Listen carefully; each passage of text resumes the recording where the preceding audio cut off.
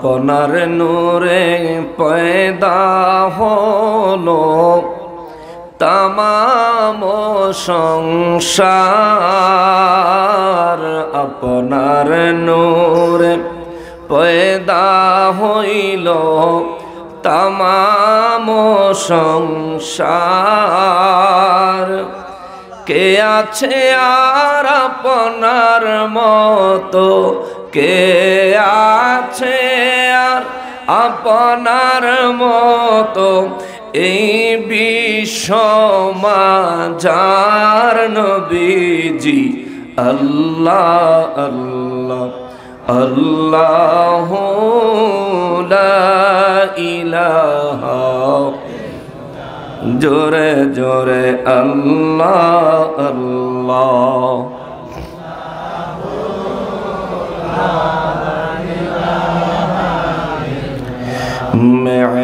মেরাজেতে গেলেন আপনি বুরাকে সওয়ার, মেরাজেতে গেলেন আপনি বুরাকে সওয়ার।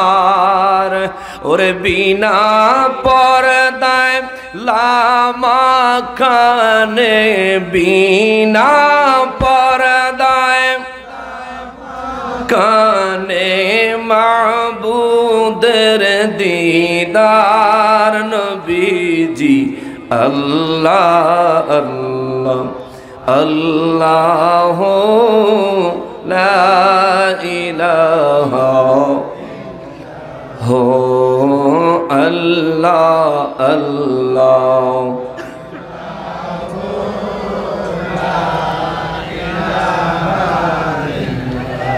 লা ইলাহা ইল্লাল্লাহু মুহাম্মাদুর রাসূলুল্লাহ সাল্লাল্লাহু আলাইহি ওয়াসাল্লাম। সকলে উচ্চ আওয়াজে জবান খুলে শুকরিয়া আদায় করি আলহামদুলিল্লাহ।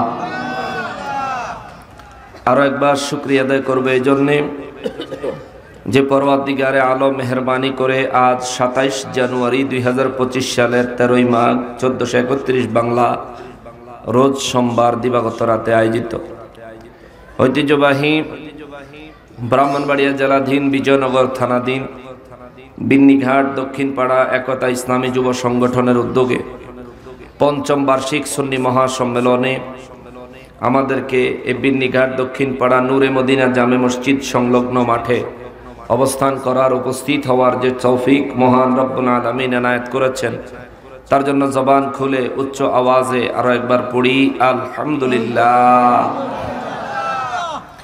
লক্ষ কোটি দুরুদ ও সালাম সরকারে কায়নাত সৈয়দুল মুরসালিন খাতিমুন নবীন রহমাতুল লিল আলামিন নূরে মুজাসসাম নূরুন আলা নূর হায়াতুন নবী, জিন্দা নবী, নবীদের নবী, উম্মতের কান্ডারি নবী, শাফাআতের কান্ডারি নবী, হাউজে কাউসারের মালিক নবী আমার নূর নবীজির নূরানি কদম মোবারকে মহান রব্বুল আলামিন যেন মেহরবানি করে কবুল করেন। জবান খুলে পড়ি আমিন।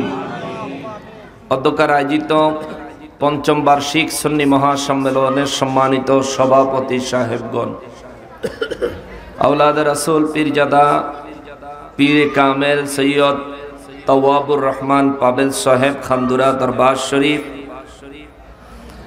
আওলাদ রাসূল সুন্নিয়তের বীর সৈনিক পীরজাদা আলহাজ সৈয়দ জুবায়ের কামাল সাহেব খান্দুরা হাবেলি প্রেসিডিয়াম সদস্য আহলে সুন্নাত ওয়াল জামাআত বাংলাদেশ। আজকের মাহফিলের সভারত্ন হিসেবে যিনি আমন্ত্রিত আলহাজ হযরত মাওলানা আব্দুল আজিজ মুর্শিদ কামাল পীর সাহেব ঘরগাঁও পাক দরবার শরীফ। সহসভাপতি হিসেবে আজকের মাহফিলে আমন্ত্রিত জনাব মোহাম্মদ ইউনুস খান সাহেব, হাজী মোহাম্মদ ইসহাক মিয়া সাহেব, জনাব মোহাম্মদ তাজুল ইসলাম সাহেব। আমার পূর্বেই যিনি নূরানি ইরফানি তাকরীর পেশ করেছেন, আশিকে রসুল মাশুকে ইলাহি আন্তর্জাতিক খ্যাতি সম্পন্ন মুফাসসিরে কোরআন হযরতুল আল্লামা আলহাজ হযরত মাওলানা হাফিজ মোহাম্মদ ওয়ালিউল্লাহ আশিকি সাহেব মাদ্দাজিল্লাহুল আলী বারাকাল্লাহু ফি হায়াতিহিম। উচ্চ আওয়াজে পড়ি আল্লাহুম্মা আমিন। আজকের মাহফিলে প্রধান বক্তা হিসেবে যিনি আমন্ত্রিত তশরিফ এনেছেন, আপনাদের অত্র মসজিদের সম্মানিত খতিবে মুকাররম, বিন্নিঘাট জামে মসজিদের সম্মানিত খতিবে মুকাররম, বর্তমান সময় ভারত বাংলার আলোড়ন সৃষ্টিকারী আলোচক, সুমধুর কণ্ঠের অধিকারী হযরত মাওলানা হাফিজ জাহিদুল ইসলাম ফারুকী সাহেব, আমার অত্যন্ত স্নেহের এবং মহব্বতের। আল্লাহ তাআলা তার ইলমে, আমলে, লিসানে, জবানে, জেহানে, হায়াতে, রিজিকে বরকত দান করেন, পড়ি আমিন। আজকের মাহফিলে যিনি বিশেষ বক্তা হিসেবে আমন্ত্রিত, হযরত মাওলানা মুফতি মাশকুর রহমান জালালী সাহেব, খাদেম বিশ্ব জাকের মঞ্জিল, আট্রসি, ফরিদপুর। বিশেষ আলোচক হিসেবে তশরিফ এনেছেন মৌলভী আব্দুস সুবহান সাহেব। মাহফিল পরিচালনায় রয়েছেন হাফিজ মোহাম্মদ মাসুদুর রহমান সাহেব, সানি ইমাম, বিদ্যিঘাট জামে মসজিদ। ইমাম সাহেব কো? আচ্ছা আচ্ছা আচ্ছা, খাবার খাইতে আছে।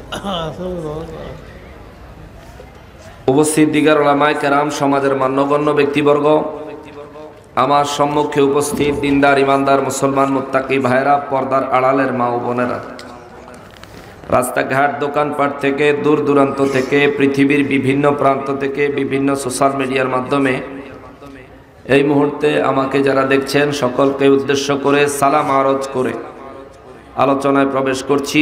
আসসালামু আলাইকুম ওয়া রাহমাতুল্লাহি ওয়া বারাকাতুহু। সম্মানিত হাজিরিন, আমাদের সবার জানা আছে আজকের রাত আল্লাহ এবং তার রাসূল সাল্লাল্লাহু আলাইহি ওয়াসাল্লামের দিদারের রাত। জোরে কন্যা সুবহানাল্লাহ। এটা মনে আছে তো নাকি? আচ্ছা, এই স্টেজে যারা আছে পিছনে, আব্বা কথা কইেন না, হ্যাঁ বাবা না বালা, আপনি বইয়ে লাগবে এতু চেয়ার খালি থাকতে খারাপ দিচ্ছেন কেন? আমার নানা অলিউল্লাহ আশিকি সাহেবের পরে দিয়েছেন আমারে ভাঙা জিনিস জোড়া লাগাইতে পারে না, নাই আমি তো পারি না। ভাঙা ময়দান জোড়া দিতে পারে না, নাই আমি পারি না।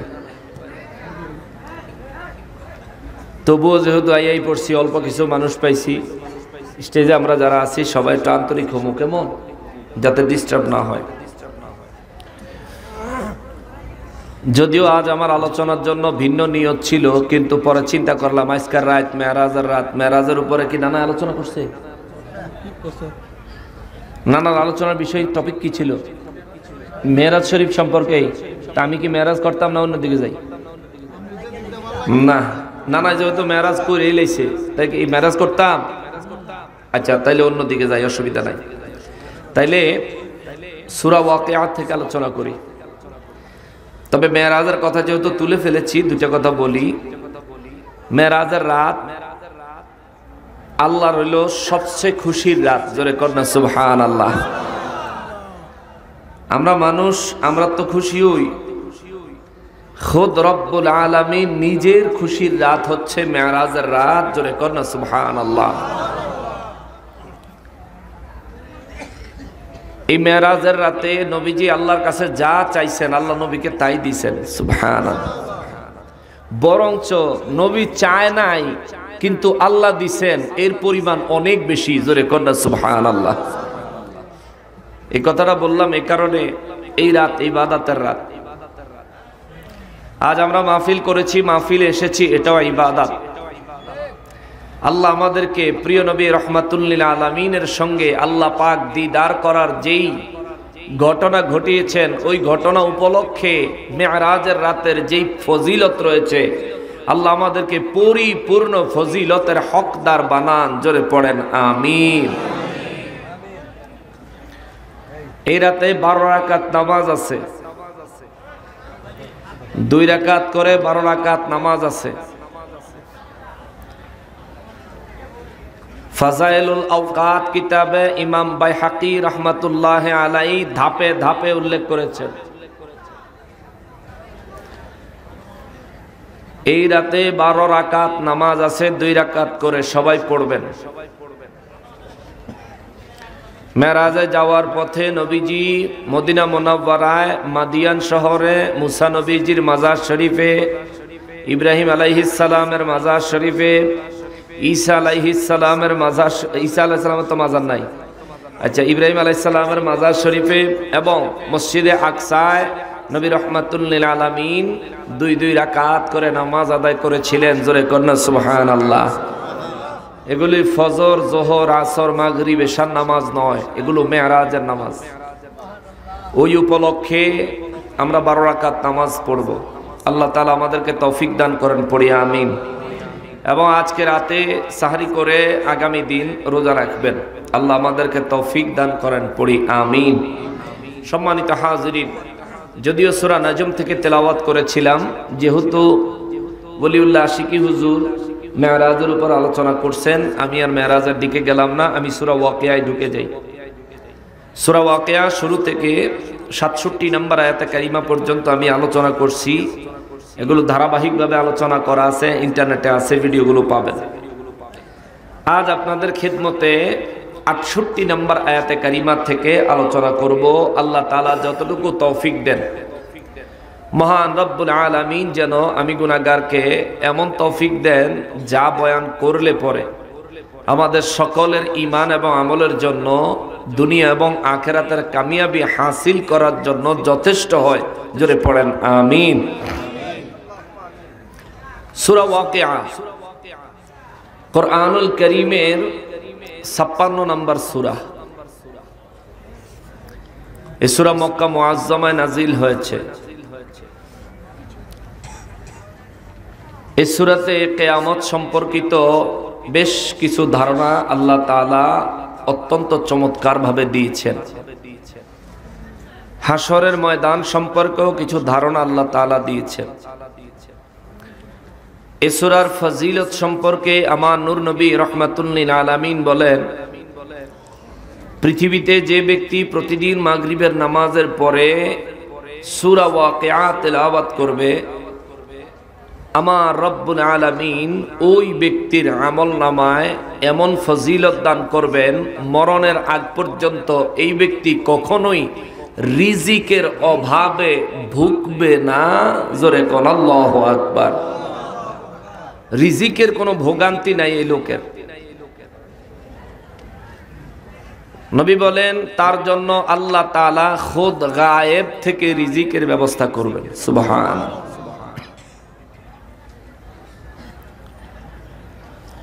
এই সূরার 68 নম্বর আয়াতে কারিমায় মহান রব্বুল আলামিন বলেন,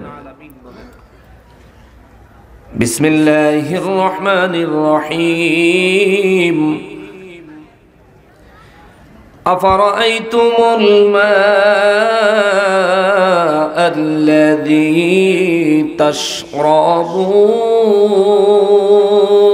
তাশরাবুন।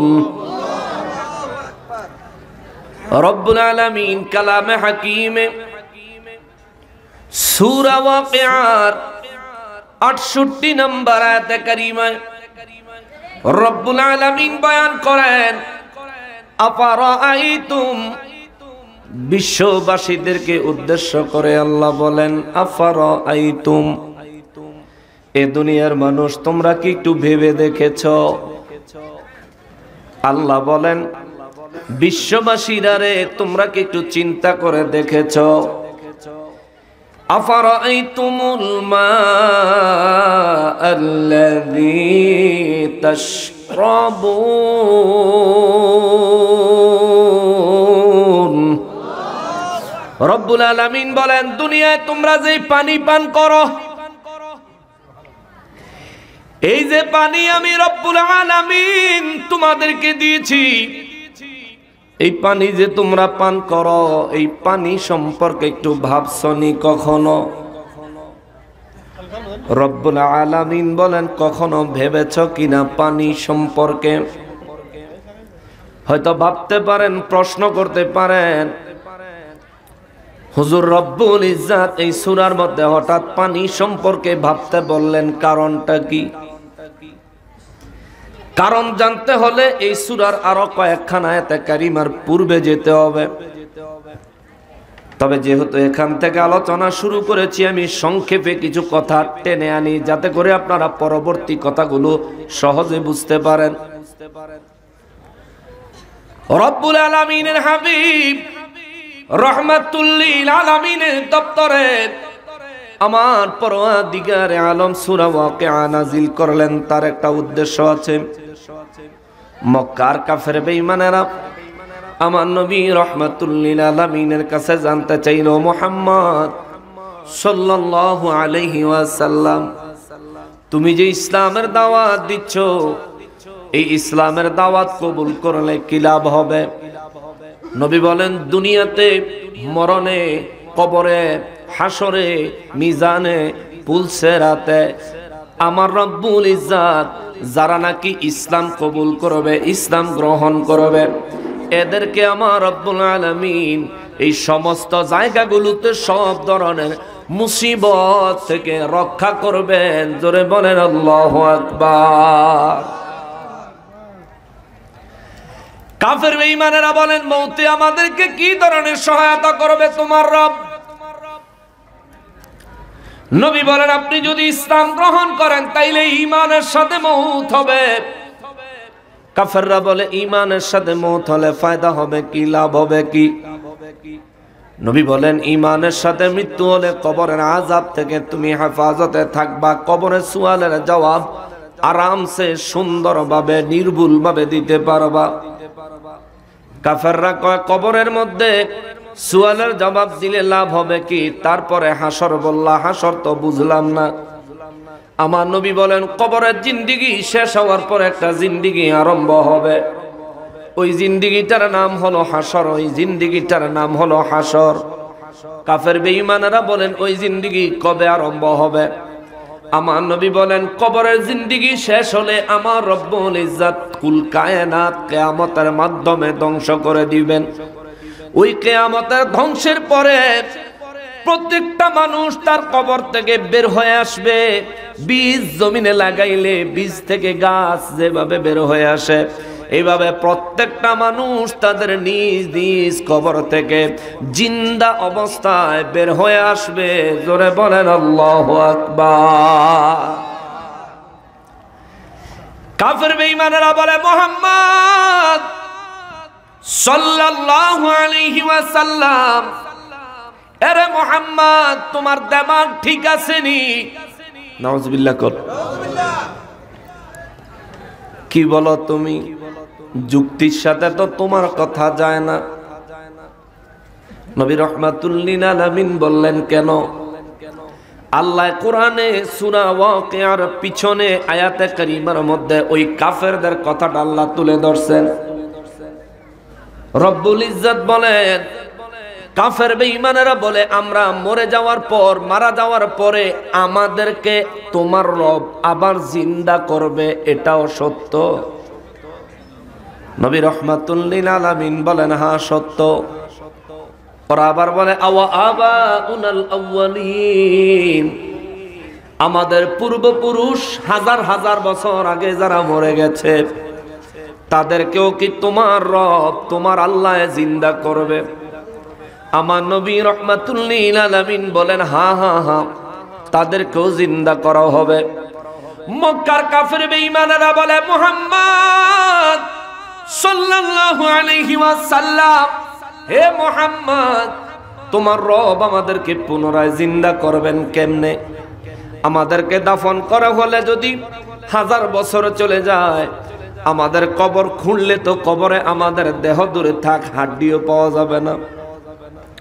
যদি বিশ্বাস না হয় মুহাম্মদ, তুমি আমাদের পূর্বপুরুষদের একটা কবর খোদাই করে দেখো।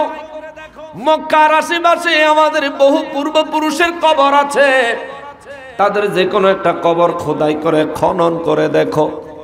কারো কবরে তাদের লাশ অবশিষ্ট নাই, হাড্ডি অবশিষ্ট নাই। কোনটা কার কবর চিনার কোনো উপায় নাই রে মুহাম্মদ সাল্লাল্লাহু আলাইহি ওয়াসাল্লাম।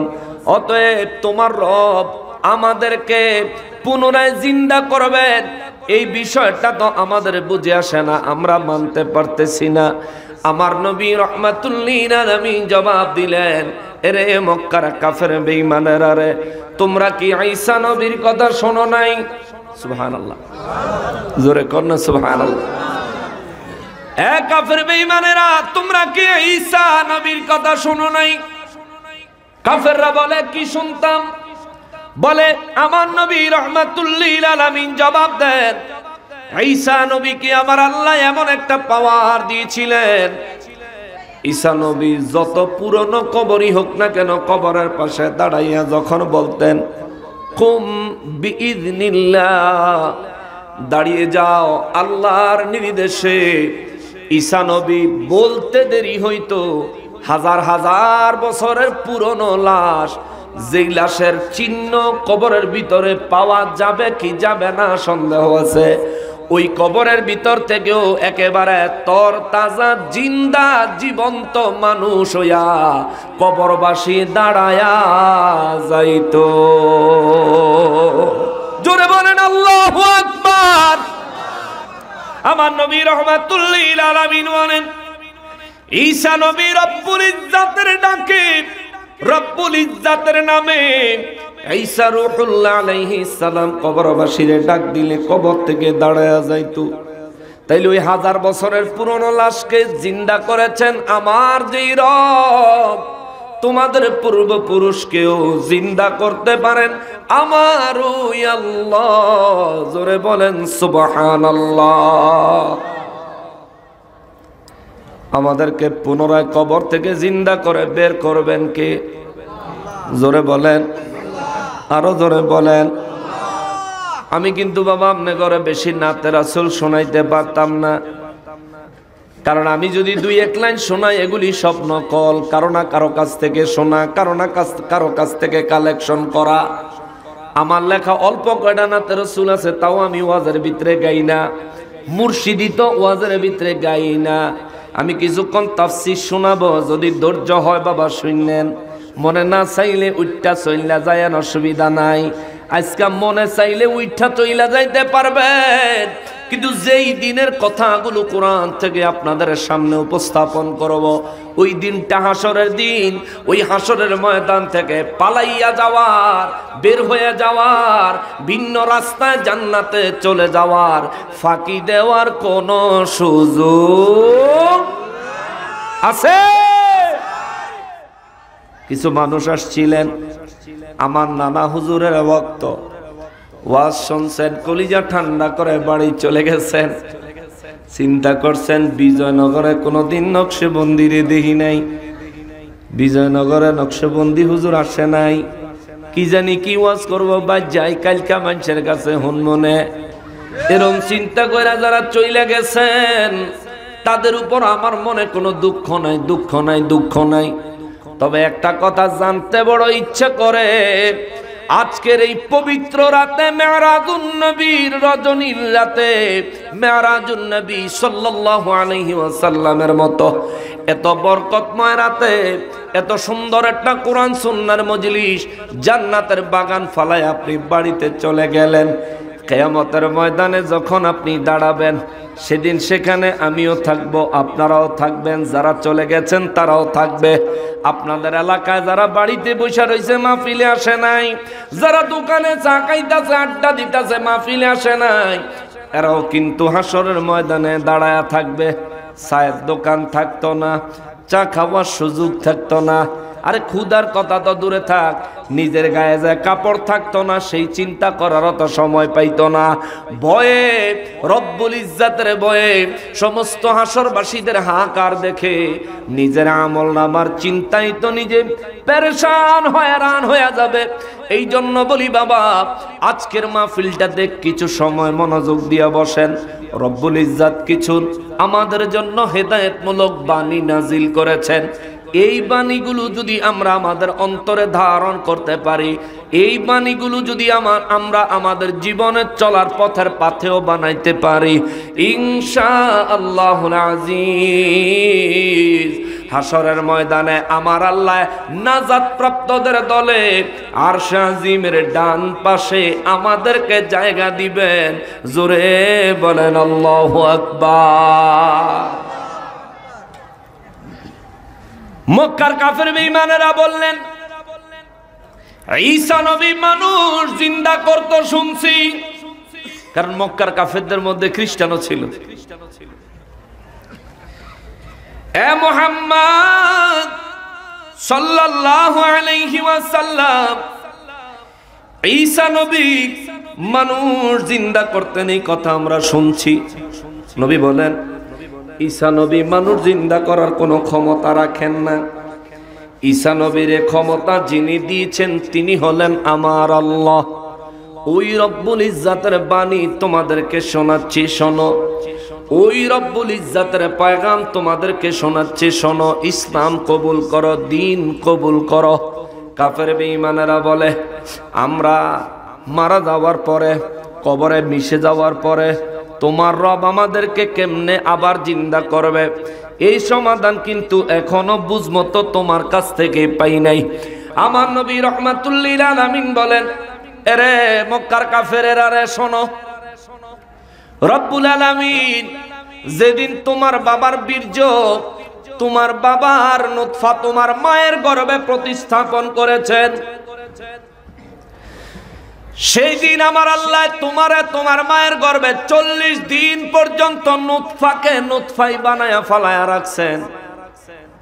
40 দিন পরে আল্লাহ তোমার ওই বাবার ওই নুতফাটাকে রক্তের একটা খণ্ড বানাইছেন।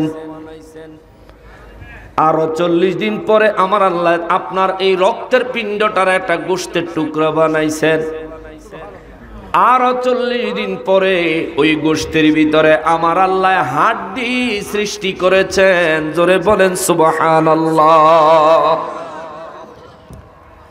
নবী বলেন, মানুষের দেহে হাড্ডি আমার রব্বুল ইজ্জাত যখন সৃষ্টি করেছেন, সর্বপ্রথম যেই হাড্ডিটা বানাইছেন এটা একটা বিন্দু সরিষার দানার মতো। সুবহানাল্লাহ। এটা বিন্দু হাড্ডি আমার আল্লাহ বানাইছেন।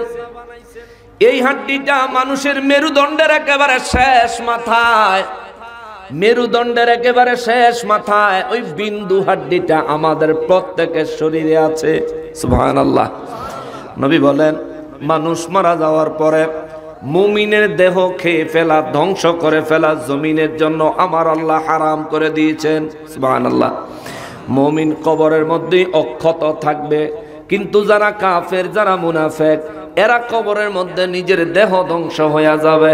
এই মানুষগুলার দেহের সমস্ত হাড্ডি, সমস্ত গোশত পচে গেলেও নবী বলেন, ওই যে এই মানুষটারে মায়ের গর্ভে আল্লাহ সর্বপ্রথম সরিষার দানার নেই বিন্দু যেই হাড্ডিটা আমার আল্লাহ বানাইছেন, ওই হাড্ডিটা অবশিষ্ট থেকে যাবে। কেননা জমিনের জন্য ওই হাড্ডি খাওয়া আমার আল্লাহ হারাম করেছেন, জাহান্নামের জন্য ওই হাড্ডিকে জ্বালাইয়া বরবাদ করে দেওয়া আমার আল্লাহ হারাম করেছেন, পোকামাকড়ের জন্য ওই হাড্ডি খেয়ে ফেলা আমার রব্বুল ইজ্জাত হারাম করেছেন। তার কারণ হলো, যেদিন ইসরাফিল ফেরেশতা বাঁশিতে ফু লাগায়া দিবে, সমস্ত মানুষকে আল্লাহ যখন কবর থেকে পুনরায় হাসরের ময়দানে তুলবেন, ওই সরিষার দানার ন্যায় হাড্ডি থেকে আবার পূর্ণাঙ্গ মানুষ বানায়া হাসরের ময়দানে উঠাবেন। জোরে বলেন আল্লাহু আকবার। কাফের বেঈমানেরা বলে, বিষয়টা বুঝে আইলো না। রব্বুল আলামিন কয়, নবী গো, বেঈমানের দল বুঝে না, তাইলে আমার পক্ষ থেকে তাদেরকে কিছু প্রশ্ন করেন।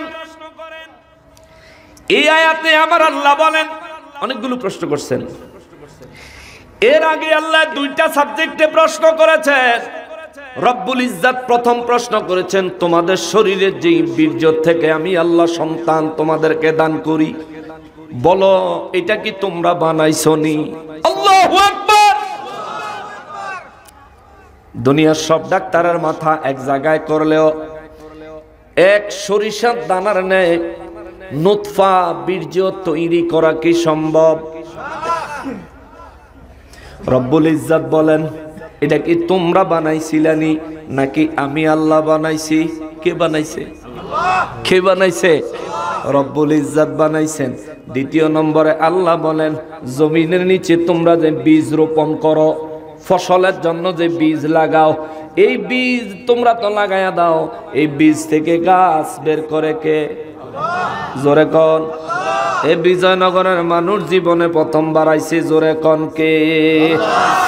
বীজ থেকে গাছ আল্লাহ কয় আমি বের করি, ওই গাছকে শক্তপোক্ত আমি আল্লাহ করি, ওই গাছে তোমাদেরকে রিজিক হিসাবে ফলমূল দান করেন যিনি, তিনি কে? হায় হায় হায়। এই দুই কথা আল্লাহ জিজ্ঞাসা করে কাফেরদেরকে যে আমি যে আল্লাহ তোমাদেরকে সৃষ্টির জন্য তোমার বাবার দেহ থেকে মায়ের দেহের ভিতরে যেই জিনিসটা নুতফা আমি আল্লাহ দিয়া তোমারে বানাইছি, এই নুতফাটা তুমি বানাও নাই, আমি বানাইছি। আরে তোর তো অস্তিত্বই ছিল না, তোর তো কোনো নাম ঠিকানাই ছিল না, দুনিয়াতে আসবি কি আসবি না দুনিয়ার কারো কাছেই তো তোর আসার খবর ছিল না। তোর বাবা যে দেহে তোরে লইয়া ঘুরছে তোর বাবারও খবর ছিল না, তোর মা যে তোরে গর্ভে নিয়ে ঘুরছে তোর মায়েরও খবর ছিল না তুই দুনিয়াতে জিন্দা আইবি কি আইবি না, ঠিক কিনা? রব্বুল আলামিন বলেন এই পাওয়ার কার, এই ক্ষমতা কার? জোরে বলেন কার? এত ক্ষমতাবান যিনি মেরাজের রাতে খোদ দেখা করার জন্য আমার নবীকে নিয়ে গেছেন, তিনি ওই অসীম ক্ষমতার মালিকের নাম কি? জোরে বলেন কি? কিন্তু দুঃখের ব্যাপার হলো নবীর মেরাজকে অস্বীকার করতেছে। নাউজুবিল্লাহ বলেন, এটা বড় দুঃখের ব্যাপার। ওই ফকিন্নির ভূতেরা নবীর মেরাজকে অস্বীকার করতেছে, যে ফকিন্নির ভূতে কোনো অস্তিত্বের নাম নিশানাও ছিল না, অথচ আমার নবীর খাতিরে কুল কায়নাত বানাইলো, গোটা মানব জাতি বানাইলো, আদম জাতি বানাইলো, তার মধ্যে আমাদেরকে দয়া করে সৌভাগ্য দিলেন তার হাবিবুল্লাহর উম্মত হওয়ার। আর তার হাবিবুল্লাহর উম্মতের পরিচয় দিয়া যারা তার এবং আল্লাহর এবং তার হাবিবের দিদারকে বিভিন্ন কৌশলে অস্বীকার করার জাল পাততেছে, এই ব্যক্তিরা মুসলমান রূপী ইহুদিদের দালাল। চিন্না রাখেন, ওহনো যদি না চিনেন ওই মুর্শিদপুর গরু চুরি করে লয়ে গেছে না, আপনার ডিও নিব, ঠিক কিনা বলেন?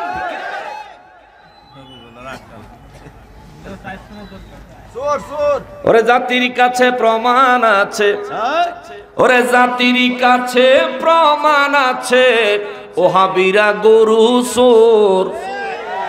ওরে চোরের গোষ্ঠী চোরের মেলা মিলাইছিল মুর্শিদপুর।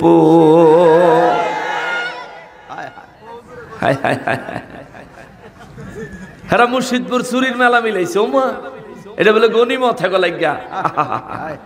চোরে যদি গনিমত কয় মানায় না, মানায় না। আল্লাহ তা করে হেদায়েত দেখ, জোরে করা আমিন। এই গরু চোরের দল কয় মেরাজের রাতে নবীর সাথে নাকি আল্লাহ দেখা হয় নাই। জোরে কর নাউজুবিল্লাহ। আরে তোর গরু চোরের দল, বলৎকারীর দল, মসজিদের ভিতরে বাসর করণের দল, বাচ্চাদেরকে বলৎকার করার দল, তোদের ফতুয়ার কোনো দাম?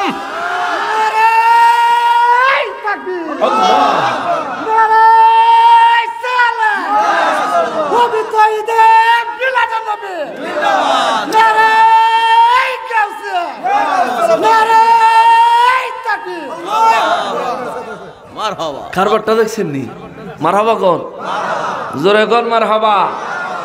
চিন্তা করেন, ফতুয়া যে নবীর লোকে আল্লাহ দেখা হয় নাই। বেটা তুমি ঘুমাইলে তোমার লঙ্গি ঠিক থাকে না, ঠিক কিনা বলো? তুমি মেরাজের খবর লও, লেহাপড়া করো গামিয়া, চেহারাটা বেউয়েছে বইয়ে কইলে লাভ হইতো না। বেয়াদফের দল। ওই আমির হামজা হিন্দি সিনেমা দেখতে দেখতে ওয়াজের মাহফিলে গেলে হেতার কথা গেলে তো হাতে কয় আমি অসুস্থ, আমি যে কি কইতাছি আমার কিছু মাথায় ধরতেছে না। রাত ধরে সিনেমা দেখলে ওয়াজ গিয়া কিটা কইবা, কসুর মাথা পড়ালেখা করবে না, বেয়াদব, ঠিক কিনা বলেন? হিন্দি সিনেমা দেখতে করলা, করলা না কেরালা, কেরালা সিনেমা দেখতে, হ্যাঁ রাশ্মিকা মান্দানা সিনেমা দেখতে। ওরে মৌলভী সাহেব, বাংলাদেশের নায়িকা ব্যক্তির নাম হাতে কইছে। এই সমস্ত মোল্লা মৌলবীরা নবীর মেরাজের মাস আসলে, মুহররম মাস আসলে, মিলাদুন নবীর মাস আসলে ওই তো সামনে আরেকটা রয়েছে, সবে বরাতের মাস আসলে ফকিন্নের ফুতে করে গুলা কিরমিয়ে কামড়ায়। কিরমির ওষুধ খা, কিরমির ওষুধ খা, নাইলে নিম পাতার রস চিপ্পা সকালবেলা খা, কামে দিব। বেকুব কোনানের কি আজীব ব্যাপার। আল্লাহ রব্বুল ইজ্জত বলেন, আরে আমার সাথে আমার হাবিবের সূরা নাজমের মধ্যে বলেন 2 বার দেখা হইছে। সুবহানাল্লাহ। আল্লাহ কয় আমার হাবিবের সাথে আমার 2 বার দেখা হইছে। নবী কয় রাআইতু রাব্বি আযজা ওয়া জাল্লা ফি আহসানি সূরাতিন, আমি আমার রবকে আমার এই চোখ দিয়া অত্যন্ত উত্তম সূরতে দেখেছি। আর তে কয় না নবী আল্লাহরে দেখে নাই। তুই দেখে নাই কইলে কি লাভ হবে বেটা বেয়াদব। গরু সুরের ফতুয়া আমরা মানি না। এ মুসলমানেরা রে, আমার পেয়ারা নবীর উম্মতেরা রে, ওই রব্বুল আলামিন কয় মানুষ একদিন তো তোর কোনো অস্তিত্বই ছিল না, তোরে তো অস্তিত্ব দিলাম আমি আল্লাহ। মায়ের গর্ভে যখন তুমি 1 ফোঁটা পানি আকারে গিয়েছো, ওই পানিটা কি পাক না না পাক? এরে বেক কলেরা কই রে, ওই পানি না পাক নয়, এটা পবিত্র পবিত্র পবিত্র। বলবেন হুজুর এই পানি পবিত্র হয় কেমনে? গায়ে লাগলে গোসল ফরজ, হ্যাঁ, কিন্তু গায়ের ভিতরে থাকলে কি গোসল ফরজ? কথা কেন? দেহের ভিতরে আপনার আমার প্রত্যেক প্রাপ্তবয়স্ক পুরুষের দেহের ভিতরে নুতফা আছে না নাই? জোরে বলেন আছে না নাই? এখন কি আমরা পবিত্র না অপবিত্র? পবিত্র। তার মানে এটা ভিতরে থাকলে পবিত্র, এটা যখন বাইরে বের হয় অপবিত্র। প্রস্রাব দেহের ভিতরে থাকলে পবিত্র, প্রস্রাব দেহের বাইরে বের হইলে অপবিত্র। পায়খানা দেহের ভিতরে থাকলে পবিত্র, দেহের থেকে বাইরে গেলে অপবিত্র। তাইলে বাহিরের সাথে সম্পর্ক কি? দুনিয়ার আলো বাতাস যেটাতে লাগছে এটা অপবিত্র, কিন্তু মায়ের গর্ভে যখন সন্তানের জন্য নুতফা আল্লাহ তাআলা সংরক্ষণ করেন, বাবার দেহ থেকে মায়ের দেহে যখন ট্রান্সফার হয়, দুনিয়ার আলো বাতাস লাগে? কথা বলেন লাগে? তাইলে ওই সময় যেইটুকু দিয়া আল্লাহ আমাদেরকে বানাইছেন, অবশ্যই এটা পবিত্র টুকু দিয়াই বানাইছেন। জোরে কোন আল্লাহু আকবার। আশরাফুল মাখলুকাত আল্লাহ নাফাক দিয়া বানাইতো, এত ঠেকা লাগছে কা আল্লাহ? আল্লাহ বুঝাইয়া দিলেন তোরে যেটুকু দিয়া বানাইছি এটুক পবিত্র লাগছি, বাকিটুক অপবিত্র হয়ে গেছে।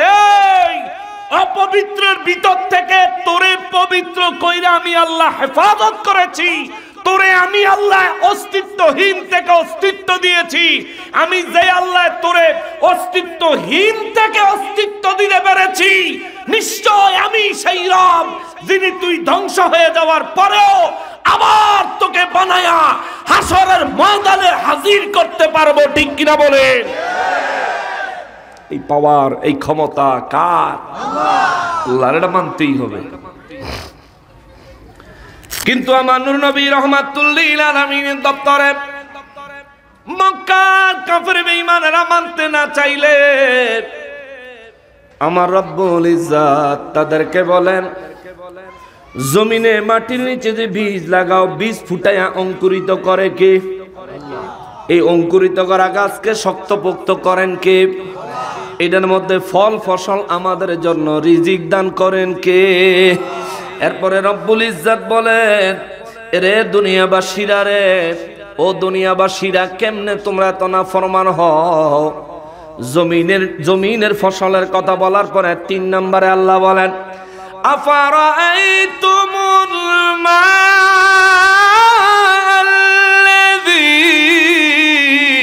তাশরাবুন।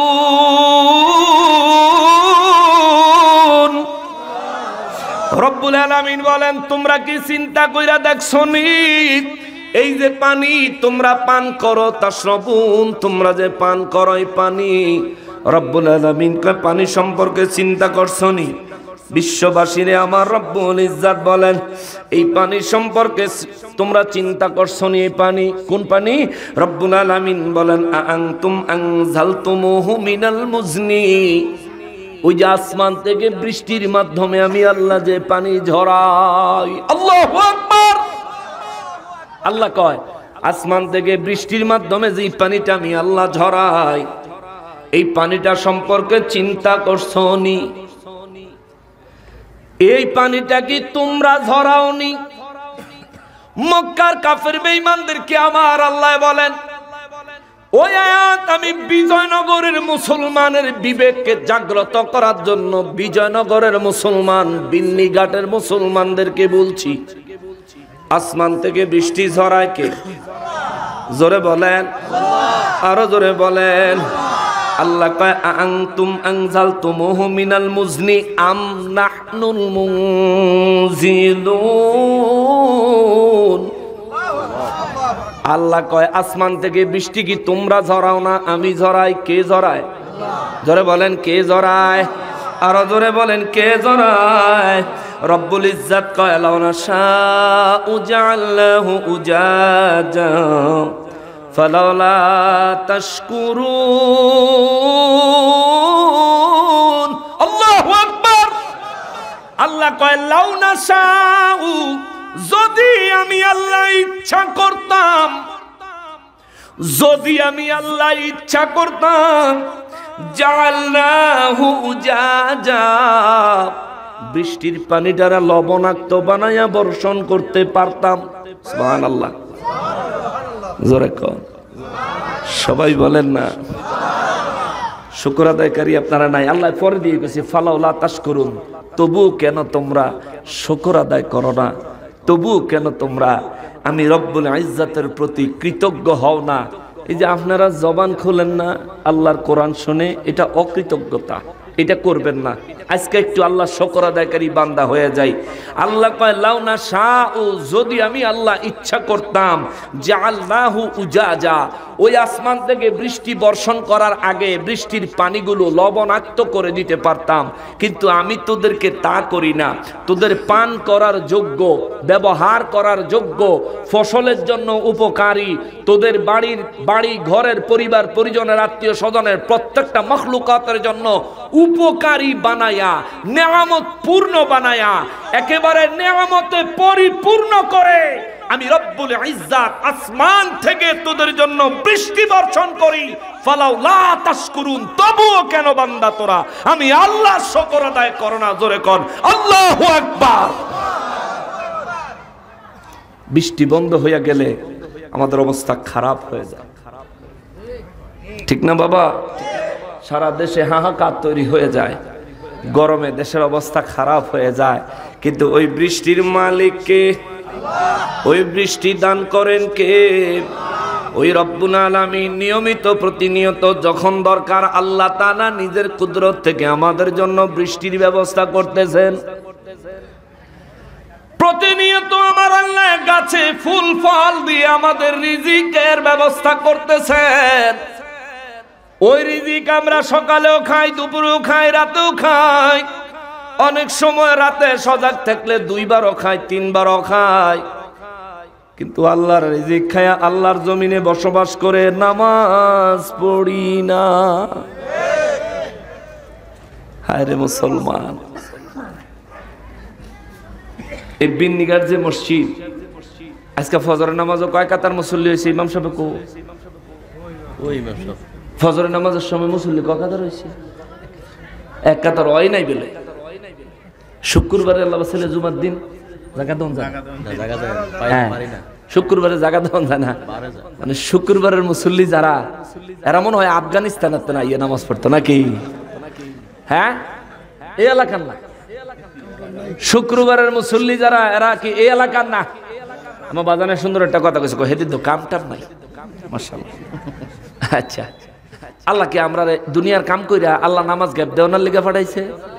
না না না। রব্বুল আলামিন কালামে হাকিমের মধ্যে ঘোষণা করেন, ওয়া মা খালাকাতুল জিন্না ওয়াল ইনসা ইল্লা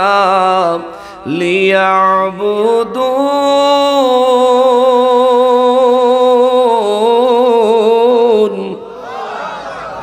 আল্লাহ কয় আমি মানুষ আর জিন জাতি পাঠাইছি আমার ইবাদত করবে। সুবহানাল্লাহ। আমাদের কাজ কি? কার ইবাদত করব? আমাদের কাম হইল শুধু আল্লাহর ইবাদত করব। এখন কইবেন হুজুর জমি ফসল পরিবার পরিজন চাকরি বাকরি এগুলি সবকিছুই এমন তরিকায় করব যাতে করে এই কাজগুলিও আল্লাহর ইবাদত হয়ে যায়। জোরে কন্যা সুবহানাল্লাহ। সব আল্লাহর ইবাদত, সব আল্লাহর ইবাদত হবে যদি আপনি খালি মেইনটেইন করতে পারেন। ঘুমাইবেন, আল্লাহুম্মা বিসমিকা আমুতু ওয়া আহইয়া বলে ঘুমিয়ে গেলেন। ঘুম থেকে উঠে আলহামদুলিল্লাহিল্লাযী, তারপরে কি আহিয়ানা বাদামা আমাতানা ওয়া ইলাইহিন নুশুর। তো আল্লাহ রব্বুল ইজ্জাতের দরবারে ঘুমানোর সময় পড়লেন, আবার ঘুম থেকে জায়গা পড়লেন। এই দুই দোয়া পড়ার কারণে পুরো ঘুমটাই ইবাদতে গণ্য হবে। সুবহানাল্লাহ। আমার আলহামদুলিল্লাহিল্লাযীর পরে তো বাথরুমের দোয়া আর ঘুমের দোয়া এর পরে পার্থক্য। আমার এইটা মুসাব্বা লাগিয়ে গেছিল বাজানটা, ধন্যবাদ মনে করাই দিস। আচ্ছা, আবার আপনি ঘর থেকে কাজে বেরোচ্ছেন, বিসমিল্লাহি তাওয়াক্কালতু আলাল্লাহ লা হাওলা ওয়ালা কুওয়াতা ইল্লা বিল্লাহ বলে বাম পা আগে দিয়া বিসমিল্লাহ বলে বেরিয়ে গেলেন। নিয়ত করলেন অন্তরে কাজ ততক্ষণ করব আজান হবে যতক্ষণ, আজান হওয়া মাত্র কাজ বন্ধ, আগে নামাজে যাব। এই নিয়ত করে নিয়ত মোতাবেক আজান হইলে কাজ বন্ধ করে যদি নামাজে যাইতে পারেন, তাইলে এই পুরো সময়টাতে যা হালাল কাজ করছেন এই সমস্ত হালাল কাজগুলি আল্লাহর ইবাদত হিসেবে আপনার আমলনামায় গণ্য হবে। সুবহান আল্লাহ কইছে ওয়া মা খালাকাতুল জিন্না ওয়াল ইনসা ইল্লা লিয়াবুদুন, আমি দুনিয়াত পাঠাইছি তোমাদেরকে আমার ইবাদত করার জন্য। এরে বান্দা, তোর ইবাদত আমার কোনো কাজে লাগে না, তোদের ইবাদত দিয়ে আমার কোনো উপকার হয় না। তোরা যে ইবাদত করস এই ইবাদত তোদের জন্যই, আবার আমি আল্লাহ ইবাদতের বদৌলতে জান্নাত দিব। জোরে কন্যা সুবহানাল্লাহ। তোর ইবাদত তোরই কাজে লাগবে, আমি আল্লাহর কোনো কাম নাই। আমাদের ইবাদতের কি রবের কোনো প্রয়োজন আছে? আমাদের ইবাদতের জন্য রব কি ঠেকা? ঠেকা না। আমাগো ইবাদতের লেগে আল্লাহ ঠেকা কি লিগিব? এই সামান্য একটা পৃথিবীর মানুষ যদি আল্লাহর ইবাদত না করে আল্লাহর কিচ্ছু আসে যায় না। কেননা আল্লাহ পাকের লক্ষ লক্ষ কোটি কোটি জগৎগুলোর মধ্য থেকে আউলিয়া কেরামরা মাঝে মধ্যে বলে থাকেন ৮০,০০০ আলম। এক একটা আলমের মধ্যে জগৎ আর জগৎ, জগৎ আর জগৎ, জগৎ আর জগৎ। এই ৮০,০০০ আলমের ভিতরে কোটি কোটি জগতে আল্লাহর ১৮,০০০ রকমের মখলুকাত আছে। এই দুনিয়ার প্রত্যেকটা মানুষ যদি আল্লাহর ইবাদত ছেড়ে দেয়, আল্লাহর ইবাদত করার জন্য আল্লাহর সৃষ্টির কোনো অভাব হবে না। কথা বলেন ঠিক কিনা? আল্লাহর ইবাদত আমরা যদি ছেড়ে দেই লোকসান হবে আমাদের, ক্ষতি হবে আমাদের। যদি ইবাদতে মগ্ন হই বেনিফিট হবে আমার, ঈমানের সাথে মৃত্যু, কবরে নাজাত, হাসরে আল্লাহর আরশ আজিমের ডান পাশে জায়গা। জোরে কন্যা সুবহানাল্লাহ। এ মুসলমানেরা রে, আমার পেয়ারা নবীর উম্মতেরা রে, রব্বুল ইজ্জত বলেন লাউ নাশাউ লাজালনাহু উজাজা, আমি রব্বুল আলামিন যদি ইচ্ছা করতাম ওই বৃষ্টির পানিগুলো লবণাক্ত বানায়া জমিনে বর্ষণ করতে পারতাম। আল্লাহ কয় ফালাউলা তাশকুরুন, তবুও তোমরা শুকরিয়া আদায় করো না। আমি আল্লাহ তো লবণাক্ত বানায়া দুনিয়ায় এই পানি বৃষ্টি বর্ষণ করি না, তবুও কেন তোমরা শুকরিয়া আদায় করো না? শুকরিয়া আদায় করো না, শুকরিয়া আদায় করো না। আমার রব্বুল ইজ্জত তারপরে বলেন ৩ নাম্বার উপমা আল্লাহ দিয়ে দিলেন, ৪ নাম্বার উপমা দিচ্ছেন আল্লাহ বলেন আফারাআইতুমুন নারাল্লাতী তুরুন। আল্লাহ কয় আফারাআইতুম, তোমরা চিন্তা কইরা দেখছনি, আন্নার আগুন সম্পর্কে, আগুন সম্পর্কে তোমরা চিন্তা করছনি?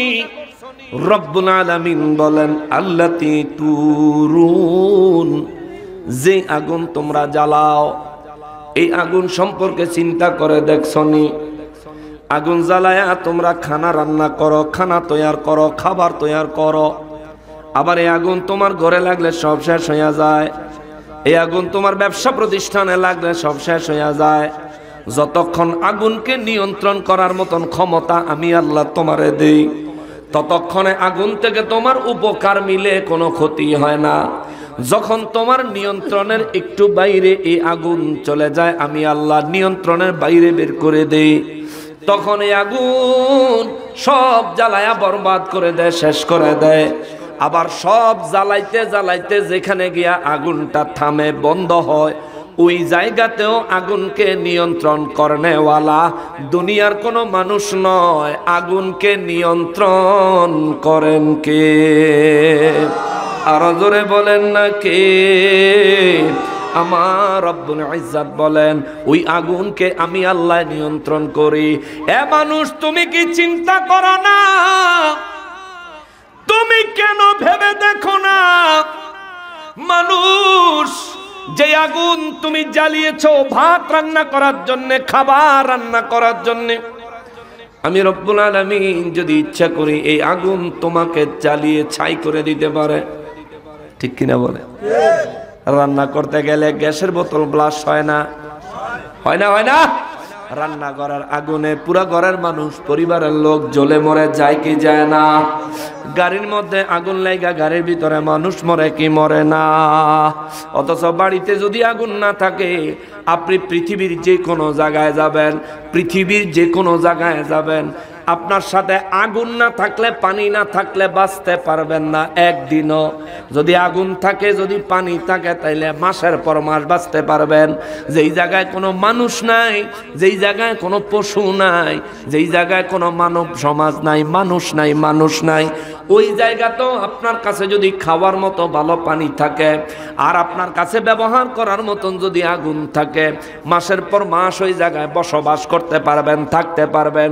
কিন্তু আগুন নাই, পানি নাই, আগুন নাই, খাওয়ার যোগ্য পানি নাই, আপনার ওই জায়গায় একদিনও বেঁচে থাকা সম্ভব হবে না, হবে না, হবে না, হবে না।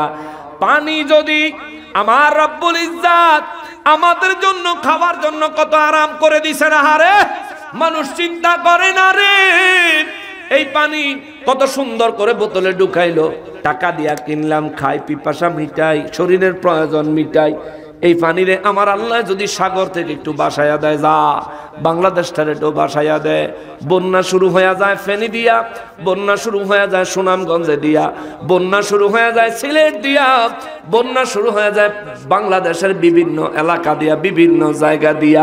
আর এই বন্যা পানির ধ্বংসাত্মক কাজ, পানির ধ্বংসাত্মক আক্রমণাত্মক রূপ যদি দেখতে চান আমার যুবক ভাইয়েরা, ইউটিউব ফেসবুকের মধ্যে তোমরা লেখবা সুনামি, গুগলের মধ্যে সুনামি লেখা সার্চ দিবা, জাপানের বিভিন্ন ভিডিও আসে।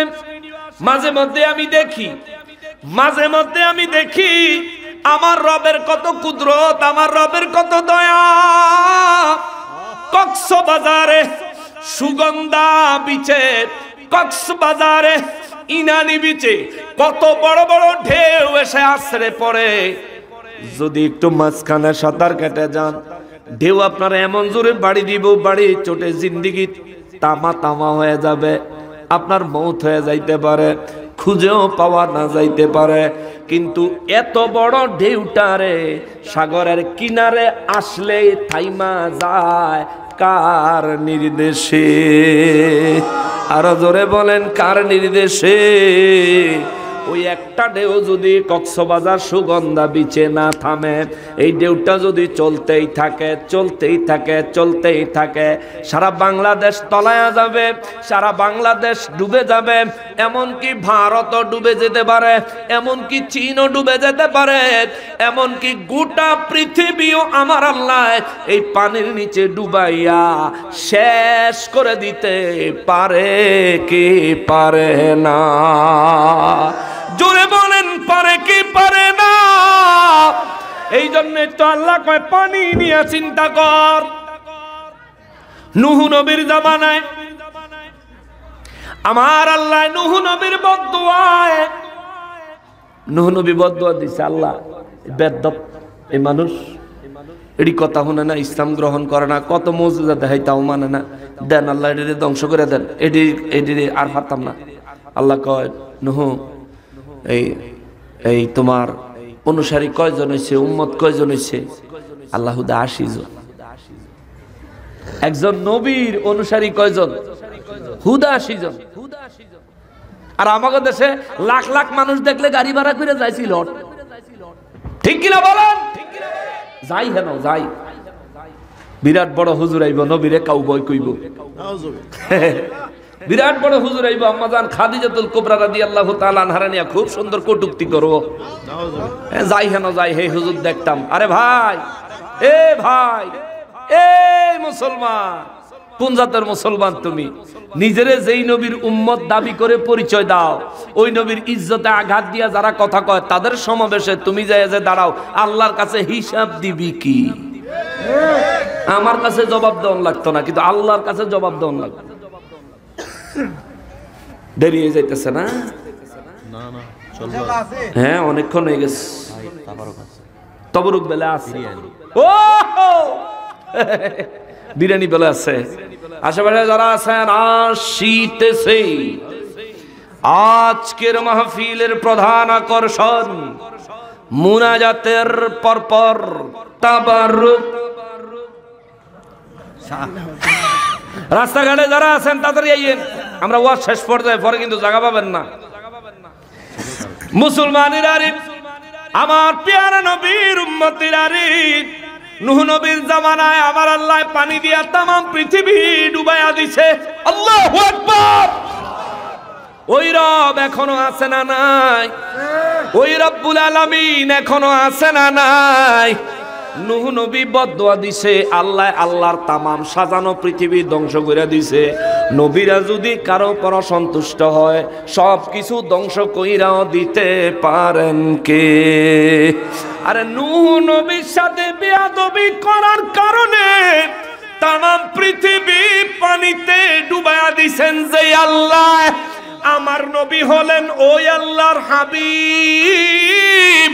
আমার নবীর ইজ্জতে সম্মানে আঘাত দিয়া আমার নবীর কষ্ট যারা হাসিল করে, এই কষ্ট হাসিল করনেওয়ালাকে যেই জাতি সমর্থন করে, মনে রাখবেন মুসা নবীর জামানার মানুষদের মতো এই জাতিরও আমার আল্লাহ যদি পুরাপুরি নারাজ হয়ে যায়, একটা গজব দিব, একেবারে শেষ কইরা ফালাইব। কথা কোন ঠিক কিনা? অতএব আল্লাহকে ভয় করেন, আল্লাহকে ভয় করেন। আরে আমার নবীকে মেরাজে নিছেন কে? আমার নবীর সাথে দেখা করছেন কে? আমার নবীকে মেরাজে নেওয়ার জন্য দাওয়াত পাঠাইছেন কে? আমার নবীকে মেরাজে নেওয়ার জন্য সওয়ারি পাঠাইছেন কে? আল্লাহ দাওয়াত দিল, আল্লাহ সওয়ারি পাঠাইলো, আল্লাহ নবীর সাথে দেখা করলেন, আল্লাহ নবীর আরশে আজিমে নিলেন। যে সমস্ত আলেমরা মানতে পারেন না, তোমার মতো ফকিন্নির ফুত মুসলমান পরিচয় দেওয়ার দরকার নাই। ঠিক কিনা বলেন? তোমার মতন ফকিন্নির ফুত মুসলমান পরিচয় দেওয়ার দরকার নাই। তুমি মুসলমান পরিচয় দাও দান্দা করণের লিগে, ঠিক কিনা বলেন? ইহুদিরা আসে না নবীর নিয়ে সন্দেহ করে, খ্রিস্টান আমার নবীর মর্যাদা নিয়ে সন্দেহ করবে। তুমি কোন জাতের মুসলমান? নবীর মর্যাদা নিয়ে তুমি সন্দেহ করো মিয়া, তিন পাতার মূলবে। ইমাম আহমদ ইবনে হাম্বল রাহমাতুল্লাহি আলাইহি চূড়ান্ত ফতোয়া দিয়েছেন, আমার নবীর সাথে আমার আল্লাহর সরাসরি দেখা হয়েছে। সুবহানাল্লাহ, জোরে কোন সুবহানাল্লাহ। আদার দেহার মৌলবি কইরে মিছা কথা, ফাজিলের দল। তাহাজ্জুদ গুজারির মর্ম তুই কি বুঝবি? গরু চোর, বিরিয়ানির ডেক চোর, মহিষ চোর, ওরে পাংখা পাতিল ছাগল চোরে, ক্ষমতা চায় অকাতরে, পাংখা পাতিল ছাগল চোরে, ক্ষমতা চায় অকাতরে, জাতি তোদের চিনে গেছে, ওরে জাতি তোদের চিনে গেছে, পরের ধনে নজর তোর। সান্দাবাজি দান্দাবাজি আসেনি সমাজ, চলতেছে নি? চলতেছে, খুব ভালো মতন চলতেছে। আমরা খবর পাই, আমরা এই দেশেই বসবাস করি, আমরা খবর পাই। তোমরা কারা? এ তোমরা কারা? কোন সরকারের আমলেই এই চাঁদাবাজেরা ভালো ছিল না। যে সরকারি আইয়ে কোনো না কোনো ভাবে কৌশল করে এলাকার মধ্যে চাঁদাবাজি করে বেড়ায়, এই চাঁদাবাজগুলোরে সাইজ করে নিতে পারেন না? পারেন কিন্তু। আর আপনারা তো ব্রাহ্মণবাড়িয়ার মানুষ, আপনারা তো এই ব্যাপারে মাশাআল্লাহ ভালো অভিজ্ঞতা আছে, ঠিক আছে না? আমরা আমরা আপনাকে ভালো অভিজ্ঞতা আছে, আপনাকে ধন্যবাদ। অন্যায়ের প্রশ্রয় দিতে নাই, ঠিক কিনা বলেন? একজন অন্যায় করবো 10 জনে মিললে ওটা ঠিক করলাম। যেমন কুকুর হেমন মুগুর মারতে। মহান রব্বুল আলামিনের কুদরত, ওই রব্বুল আলামিন নূহ নবীর জামানায় নূহ নবী একটা বদদুয়া দিল, মালিক আর পারি না রে আল্লাহ, আর পারি না। এরা আমার হত্যা করার ষড়যন্ত্র করে, এরা আমার কথার সঙ্গে বেয়াদবিমূলক জবাব দেয়। ও রব্বুল আলামিন এদেরকে ধ্বংস করে দাও। আল্লাহ কয়, নূহ রে তোমার উম্মত কয়জন? কয় আল্লাহ 80 জন। আল্লাহ কয় এদেরকে নিয়ে নৌকায় উঠো। নূহ নবী কয় আল্লাহ নৌকা কি? আল্লাহ কয় নৌকা চিনো না, চিনার কথাও না, যাও। আল্লাহ রব্বুল ইজ্জাত একটা গাছ দেখায় দিলেন, নূহ রে ওই গাছটাকে কাটো, কেটে ওই গাছটা দিয়ে নৌকা বানাও। নূহ নবী ওই গাছ কাটবো কি, গাছের কাছে যায় গাছ দেখা নূহ নবী কয় আল্লাহু আকবার কাবীরা, এত বড় গাছ কাটবো কে? এত বড় গাছ তক্তা বানাইবো কে? এত বড় গাছ দিয়া নৌকা বানাইবো কে? নূহ নবী যায় কয় আল্লাহ, ও আল্লাহ এই কাম কে করব? আল্লাহ কয় এই কাম করণের লাগাই তো একটা লোক তুমি নূহরে আমি আল্লাহ দিছি। আল্লাহ ওই লোকটার নাম কি? আল্লাহ কয় ওই লোকটার নাম হইল উদ। জোরে কোন সুবহানাল্লাহ। উদ একটা লোক, উদ। আল্লাহ কয় উদের কও। নূহ নবী যায় উদের খবর দিছে, উদে দিকে আয়। উদে আয়া কয় নূহ নবী কি খবর? কয় ওই যে দ্বীপের মাঝখানে একটা বড় গাছ দেখনি? কয় দেখি। ওই গাছটা কাটতে আমার আইনা দেওয়ান লাগবো। সুবহানাল্লাহ। উদে কয় একটা আনলেই সারবো না, আরো লাগবো। সুবহানাল্লাহ। জোরে কোন সুবহানাল্লাহ। নূহ নবী কয় ওই যে এই একটা আনলেই সারবো। কয় শুধু আইনা দিলে হইব না, তক্তা করে দেওয়ান লাগবো। কয় তক্তাও করে দেওয়ান লাগবো। সুবহানাল্লাহ। কয় তক্তা মানে কাঠের খণ্ড আর কি।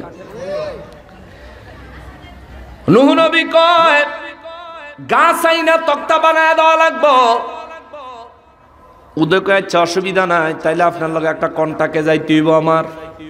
কি কন্টাক্ট? আমারে আপনি এই গাছটারে কাটটা কুটটা না সব রেডি করে দিলে আপনি আমার এক বেলা নাস্তা খাওয়াইবেন। সুবহানাল্লাহ। নাস্তা খাওয়াইবেন। নূহ নবী কয় নাস্তা হয়তো খাইবি, আর কি অসুবিধা নাই। আগে হুন্নালন কি নাস্তা খাইতাম। কি খাইবি? কয় আমি যদি আধা ফ্যাট বইরা, পুরা ফ্যাট না আধা ফ্যাট বইরা যদি নাস্তা খাই তবু আমার 12,000 রুডি লাগে। জোরে কোন সুবহানাল্লাহ। নূহ নবী কয় ডাহাইতের করে ডাহাইতে কয় কি রে? কয়টা? 12,000। লগে তরকারি লাগবে না? কম তরকারি ছাড়ি খামু কেমনে? 12,000 রুটি লাগবে তোর। যা অসুবিধা নাই, তোর 12,000 রুটি দিমু। উদে কয় কামলালন রুটি বানান শুরু করেন, আমি গাছ লই আইতাছি। সুবহানাল্লাহ। নূহ নবী কয় গাছ লই আইতাছি মানে কত বড় গাছ? এটা আনতে তো 2-3 মাস টাইম লাগতো না। কয় যাইতাছি আর আইতাছি, আপনি রুটি বানান। সুবহানাল্লাহ। কর এই পাগলাই দ্বীপের মাঝখানে যায়া ওই মোটা গাছটারে মুলার মতো টান দিয়া উড়ায় লাইছে। আল্লাহু আকবার। মুলার মতন টান দিয়া উড়াইয়া গাছটারে কান্দ লইয়া, এই জামানাত তো আর বিরিয়া ছিল না, থাকলে টানতে টানতে আইলুইলি। ঠিক কিনা বলে? আমাদের সব বাজারের তলে মুরব্বীরা দেখবেন বোঝাটা ব্যাগটা, বাজারের ব্যাগটা যখন বড় হয়ে যায়, অনেকের ব্যাগ এমনি কান্দের উপরে হালাইয়া এক হাত দিয়ে এমনি দইরা আরেক হাতে বিড়ি টানতে টানতে আইতাছে। ঠিক কিনা বলেন? এই মুরব্বীর এত যে সময় এই ব্যাগ থাকে না, এই মুরব্বী আবার লঙ্গিটা এক কিনার দা আলগাইয়া এর দূর পর্যন্ত আলগায় যায়, আর একটু আলগাইলেই বিপদ। ঠিক কিনা বলেন? গাড়ি দিয়ে মাঝে মধ্যে গাড়ির থেকে দেখা যায় যে এরম এরম ভাবে আলগাইছে, আর একটু আলগালে একদম পুরা বিপদ, পুরা বিপদ, একেবারে ভবিষ্যৎ অন্ধকার। আবার কিছু মুরব্বী আছে অত্যন্ত ভালো অভ্যাস আছে এদের, বাথরুমে গিয়া বিড়ি না খাইলে তার আসে না। আসেনি এরম? বাথরুমের সময় আপনি আগুনের সময় খাওয়ান লাগবো কি লিগা? এ মিয়া, গরু তো আগুনের সময় খায় না। দেখবেন গরুর যখন গোবর আসে, গরুর তখন খাওয়ানোটা বন্ধ করে দেয়, গোবরটা সাইডে পরে খায়, ঠিক কিনা বলেন? আর আপনি মানুষ গিয়া টানতেছেন টানতেছেন, উপরে দিয়ে ইম্পোর্ট নিচে দিয়ে এক্সপোর্ট চলতে, ইম্পোর্ট এক্সপোর্ট চলতে আছে। আচ্ছা, বাথরুমের ভিতরে গুয়ের গন্ধের ভিতরে আপনার কেমনে এটা টানতে মনে করল? বিড়ি যে টানলেন, এটা যে গুয়ের গন্ধ আবার আপনার মুখে হাঁটাইলো না। এমনি আপনি বাথরুমে যেন রুমাল টুমাল দিয়ে নাক মুখ যাইতে ধরে না রাখবেন। এগুলি বদ অভ্যাস চেঞ্জ করে, পরিবর্তন করে। বিড়ি খাওয়ান লাগবো কে লিগে? এটা কিতা আছে? হ্যাঁ, ওটা না খাই আপনি একটা সিদ্ধ ডিম কিনা খান। সারাদিনে যেই কটা বিড়ি খান, এই কটা বিড়ির টেয়া দিয়া সকালে বিয়ালে মনে হয় 1 কুড়ি ডিম খাওয়ান যাবে, ঠিক কিনা বলেন? এখন সবচাইতে কম দামি সিগারেটের দাম কত? কে আছে? সবচেয়ে কম দামি সিগারেটের দাম বেলে ফার্স্টিয়া 8 টাকা, ফার্স্টিয়া দামেরও আছে। আচ্ছা, ফার্স্টি কাটা একবারে মানে ঠাস কালারটা নাকি শেষ কালা সেটটা? আচ্ছা, কোন রকম বেশিরভাগ চলে কোনটা? 8 টাকারটা, 8 টাকারটা। তো 8 টাকা দিয়া এই আপনি একটা বিড়ি টানলেন, কতক্ষণ টাই না হুয়াইয়া শেষ। অথচ এই 3টা বিড়ির টেহা দিয়া যদি একটা সিদ্ধ ডিম কিনতেন, অথবা 2টা বিড়ির টেহা দিয়া যদি একটা কাঁচা ডিম কিনতেন, ওই যে আগুনটা বিড়ির জ্বালাইছেন এইটুকু আগুন যদি কিছু কাগজ টাগজ একখানো করে একটা পাতিলের মধ্যে দিয়ে যদি আগুন জ্বালিয়ে সিদ্ধ করে লাইতেন, এটা যে খাইতেন আপনার যে কি উপকার হইতো, ঠিক কিনা বলেন? মিয়া, মুখেও লাগতো, ফেটেও লাগতো, গায়েও লাগতো, ফেটও বর্ত, শরীরেও শক্তি হইতো। বিজ্ঞান বলে কেউ যদি একটা ডিম খায়, পুরো আস্ত একটা মুরগি খাওয়ার সমান এনার্জি আল্লাহ তারে দিয়ে দেয়। সুবহানাল্লাহ, একটা ডিম। আবার যে দুধ খায়, এই দুধ খাইলে, যে ব্যক্তি প্রতিনিয়ত দুধ খায়, এই দুধের মধ্যে পুরো গরুর পুষ্টি আছে। জোরে কন্যা সুবহানাল্লাহ। আমরা যখন গরুর গোশত খাই, হাড্ডি খাইতে পারি না, কিন্তু দুধের ভিতরে হাড্ডি আছে। রক্ত, মাংস, হাড্ডি, এই 3 জিনিস গোলে দুধ হয়। সুবহানাল্লাহ কোন? এই 3টা জিনিসকে শরীর থেকে একটা হরমোন বের হয়। ওই হরমোনটা একটা কেমিক্যাল টাইপের আর কি, শরীর থেকে বের হয় গরুর বা মানুষের মা বোনেরা যারা বাচ্চাদেরকে দুধ পান করায়, ওই মা বোনদেরও এই শরীর থেকে একটা হরমোন বের হইয়া এই জায়গাতে যখন আসে, হাড্ডি গোলে, মাংস গোলে, রক্ত গোলে, দুধের রূপ ধারণ করে। জোরে কন্যা সুবহানাল্লাহ। উদের কথা কইতে লইছিলাম, অনেক দেরি হয়ে গেছে।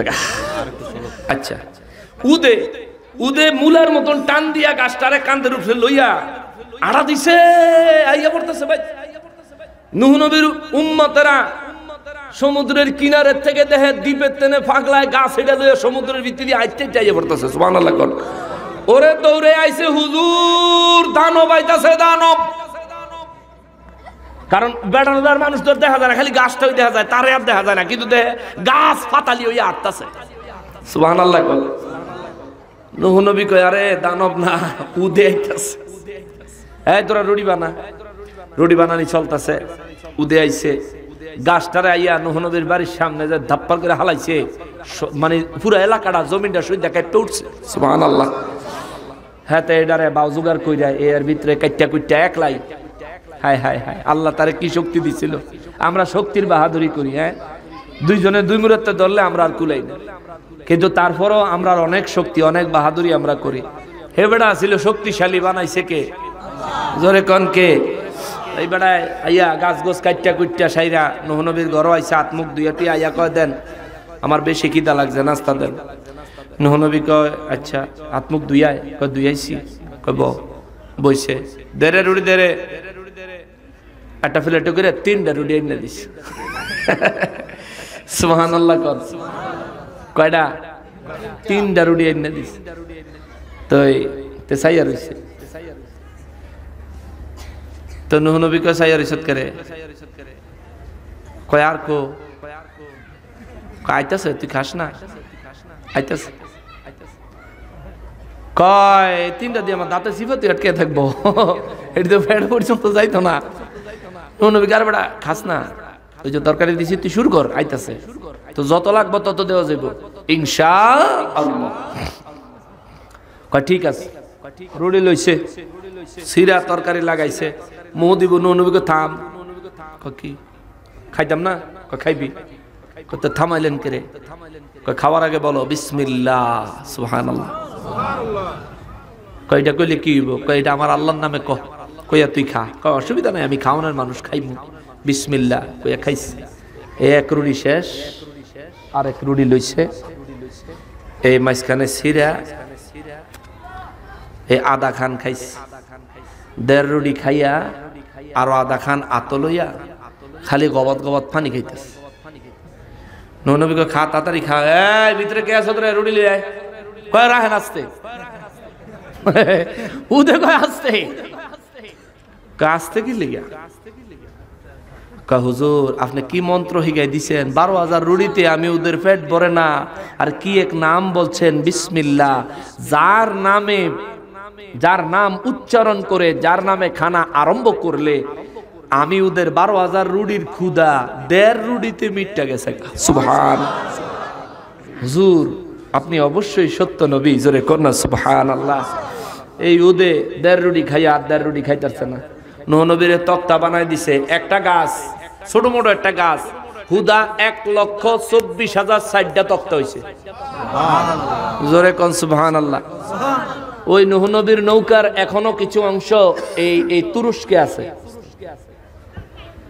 তুরস্কে ইস্তাম্বুলের জাদুঘরেও আছে। আর মূলত শেষ পর্যন্ত নবীর নৌকাটা তুরস্কের যে জায়গায় ছিল, এটা তুরস্ক আর ইরাকের বর্ডার পড়ছে, বর্ডারের জায়গায়। আমি একটা ভিডিওর মাধ্যমে দেখছি, আমাদের বাংলাদেশি একটা ছেলে, সে খুব ঘোরাঘুরি করে, সে ভিডিওটা দেখাইছে যে নবীর নৌকা এখানে আছে। দূর থেকে দেখাইছে, বর্ডার তো কাছে যাইতে পারে নাই। 1,24,000 তক্তা দিয়া নৌকা বানাইছে, আরো 4টা তক্তা রয়েছে। 1,24,000 তক্তার মধ্যে আল্লাহর নির্দেশে নূহ নবী 1,24,000 পয়গম্বরের নাম লিখেছেন। সুবহানাল্লাহ। আর নূহ নবী কয় আল্লাহ তক্তা যে 4টা রয়েছে, এই 4টা কি লিখা? বর্ণনা মতে পাওয়া যায়, কিতাবের বর্ণনা মতে পাওয়া যায়, আল্লাহ রাব্বুল ইজ্জাত বলেছেন একটা তক্তাতে লেখো আবু বকর, আরেকটাতে লেখো ওমর, আরেকটাতে লেখো ওসমান, আরেকটাতে লেখো আলী। এরকম একটা বর্ণনা পাওয়া যায়। 1,24,000 4টা তক্তা দিয়া নৌকা বানাইলেন। সেই নৌকাতে উম্মত নিয়ে উঠলেন। নূহ নবীর একটা পোলা পরিচিত একটা ছেলে ছিল, যার নাম কেনান। এটা মূলত নূহ নবীর ছেলে না। আমাদের দেশে অনেকে বলে নবীর ছেলে, কুফরি করছে দেখে আল্লাহ ধ্বংস করে দিছে। কোন নবীর সন্তানরা বরবাদ হয়ে যায় নাই। কেনানে ছিল নূহ নবী, কেনানের মারে যে বিয়া করছে, কেনানের মার এর আগে আরেক জায়গায় বিয়ে হয়েছে, কেনানে ওই বেটার ভূত।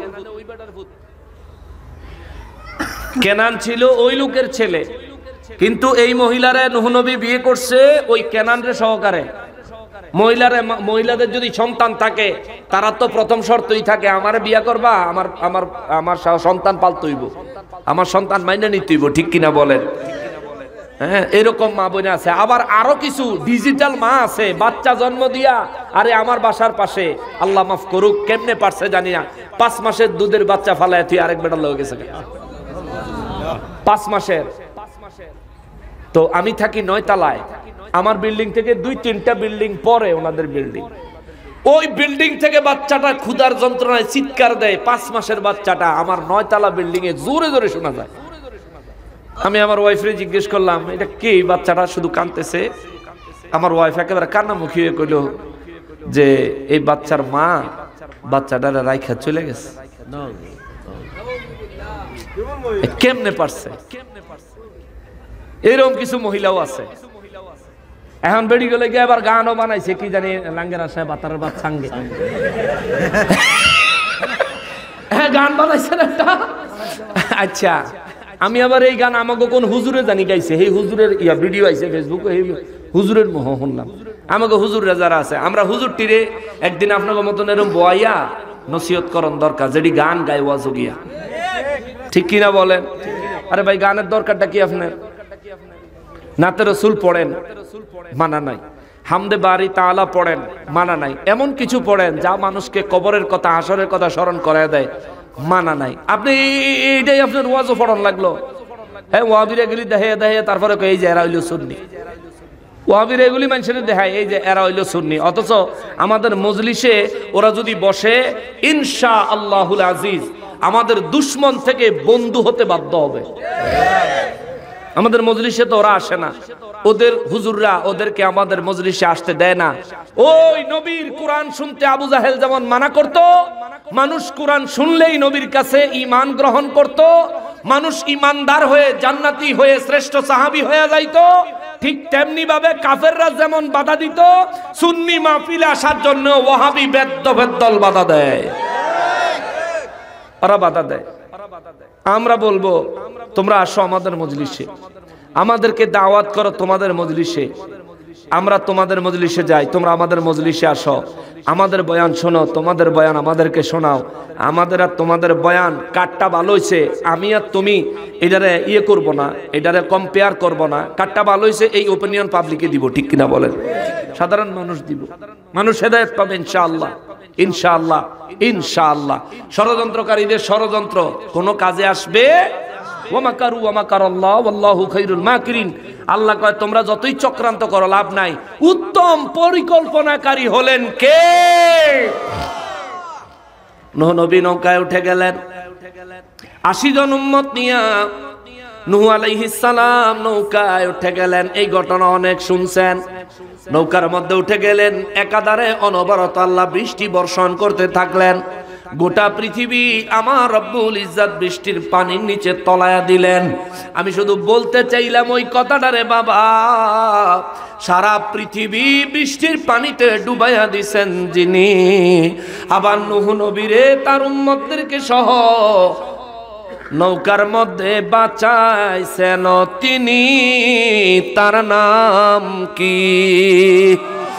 আরো জোরে বলতে হবে কি? আমার ওই রব্বুল ইজ্জাতের কাছে আমরাও আমাদের জীবনের গুনাহগুলি ক্ষমা চাই, জোরে বলেন আমিন। এই জন্য আল্লাহ কয় পানি সম্পর্কে চিন্তা করো, খায়া খালি শান্তি করলি, পানির নিচে ডুবাইয়া ধরলে তোর জীবন শেষ। সমুদ্রের ঢেউ আমি আল্লাহ নিয়ন্ত্রণ না করলে তোদের দুনিয়াদারি শেষ, ঠিক কিনা? শ্রীলঙ্কায় সুনামি হইল, শেষ হয়ে গেল, সব বাসায় নিয়ে গেল। ইন্দোনেশিয়ায় সুনামি হইল, সব বাসায় নিয়ে গেল। কি পরিমাণে ভয়ঙ্কর ভাবে সমুদ্র থেকে আক্রমণ হয়েছে একটু দেখবেন। আমরা যেমন কক্সবাজার সুগন্ধা বিচে যাই, সমুদ্রের পানি ঢেউ আইসা তো থাইমা যায়। যেদিন সুনামি আরম্ভ হয়েছিল সেই সময় বিচে কিছু লোক ছিল, এরা বুঝতেই পারে না যে আইতাছে তুফান, এই যে ঢেউ আইতাছে এটা থামতো না। যেই মাত্র ঢেউ আইসা সব ভাষায় নিয়ে যাইতেছে, দৌড়াইয়া পালানোর চেষ্টা করেও লাভ হয় নাই। কিন্তু ওই সুনামির ভিতরেও ইন্দোনেশিয়ায়, শ্রীলঙ্কায়, সারা দেশে তাণ্ডব চালাইছে। আল্লাহর ঘর মসজিদ, মসজিদের ভিতরে 11 জন মুসল্লি নামাজে ছিল, তারা অক্ষত ছিল। সুবহানাল্লাহ, অক্ষত ছিল। তাদেরকে বাঁচাইছেন কি? ওই আল্লাহ কয় বান্দারে পানি নিয়ে একটু চিন্তা কর রে বান্দা, যেই পানি ছাড়া তোমার জীবন বাঁচে না রে বান্দা, এই পানি আমি আল্লাহ আসমান থেকে বর্ষণ করে বৃষ্টি বানাইয়া, আমি যদি আসমান থেকে বৃষ্টির মতো ফোঁটা ফোঁটা না ফালাইয়া এই পানিটা সমুদ্রের পানির মতো পুরো পানি যদি একসাথে জমিনে ফালাইতাম, এই দুনিয়া একদিনের বৃষ্টিতে ধ্বংস হইয়া বরবাদ হইয়া যাইতো।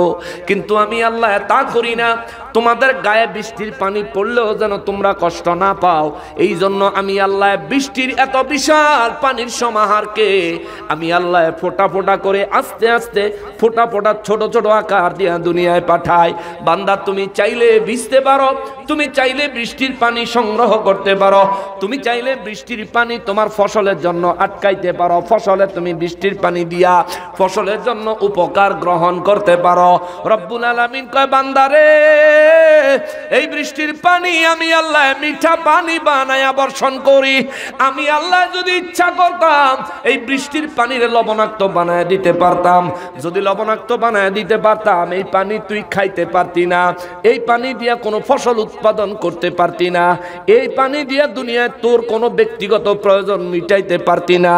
আমার রব্বুল আলামিন বুঝাইয়া দিলেন যদি আমি বৃষ্টির পানিতে লবণ মিশাইয়া দিতাম, বৃষ্টির পানিরে যদি লবণাক্ত বানাইয়া দিতাম, আমার আল্লাহ বুঝাইয়া দিলেন এই দুনিয়া তোর বসবাস করা জিন্দা থাকাই মুশকিল হয়ে যাইতো। কথা বলেন ঠিক কিনা? পানি বোতল দাও একটা। এই পানিটার নাম কি? জোরে বলেন। পানির অপর নাম হইল জীবন। এক এক কোম্পানি এক এক নাম দিছে, তবে এই কোম্পানির নামটা আমার বড় পছন্দ হইছে, জীবন নাম দিছে। অর্থাৎ আপনার কাছে পানি না থাকলে আপনি বাঁচতে পারবেন না, পানি না থাকলে আপনি বাঁচতে পারবেন না। ওই মহান রব্বুল আলামিন কয় নবী গো রহমাতুল লিল আলামিন এই বিশ্ববাসীর আরো বলেন গো নবীজি, আরো বলেন, আরো বলেন দুনিয়ার মধ্যে আমি রব্বুল ইজ্জাত তোমাদেরকে যে আগুন দিয়েছি এই আগুন সম্পর্কে তোমরা একটু চিন্তা কইরা দেখছনি রে বান্দা, চিন্তা কইরা দেখছনি রব্বুল আলামিন আগুন সম্পর্কে কি চিন্তা করতাম? আল্লাহ বলেন আআনতুম আনশাতুম শাজারাতাহা আম নাহনুল মুনশিউন।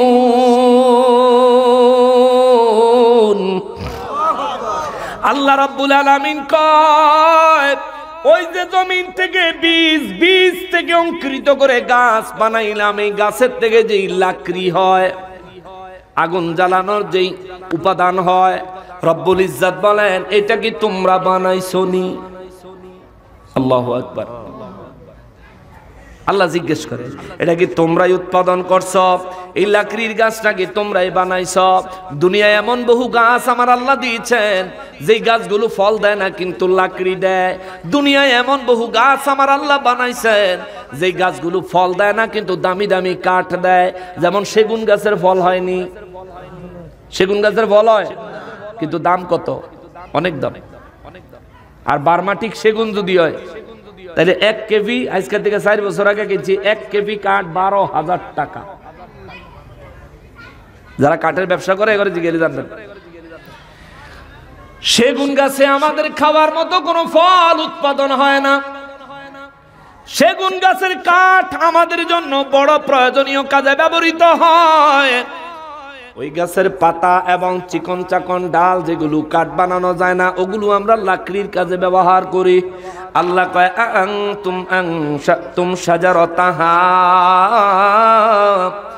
ওই গাছ যেই গাছ দ্বারা তোমরা লাকড়ি সংগ্রহ করো আগুন জ্বালানোর জন্য, ওই গাছটা কি তোমরা বানাইছো না আম নাহনুল মুনশিউন, নাকি আমি আল্লাহ বানাইছি? জবান খুলে বিজয়নগরের মানুষ জবাব দেন কে? জোরে বলেন কে বানাইছেন? রব্বুল ইজ্জাত বলেন আমি আল্লাহ বানাইছি। নাহনু জাআলনাহা তাযকিরাতাও ওয়া মাতাআল লিল মুকওয়িন।